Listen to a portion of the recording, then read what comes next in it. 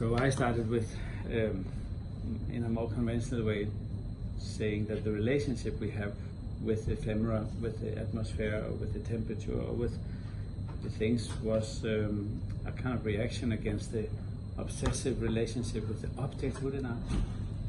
This was now in 89, 1991 and so on. And as I only knew the ephemera from my native background in Scandinavia and Iceland, I used mist and waterfall and light and heat and so on, and fire, and in that sense natural phenomena or nature as such, which I at the time still thought was outside of human. I thought nature and culture was two different things. Now we know that human activity has taken out nature and there is no outside. And in that sense I gradually grew into this notion of questions around climate, sustainability and ecology and so on. We made a local London studio dish, and I won't go into great detail, but on the menu you have also all the CO2 numbers, how much emission it is for each dish.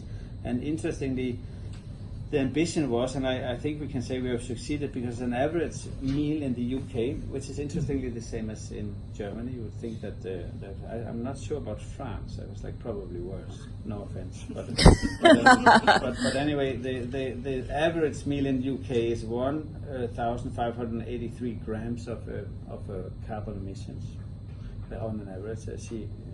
And our meal here, we cut that with 52%, just little as this, which is actually, you know the Paris Agreement 1.5 degree, it is 45% less carbon emission, right? So everything we do, we need to hit that 45. So the kitchen is within the Paris Agreement, the kitchen at the table now, and that means we are down to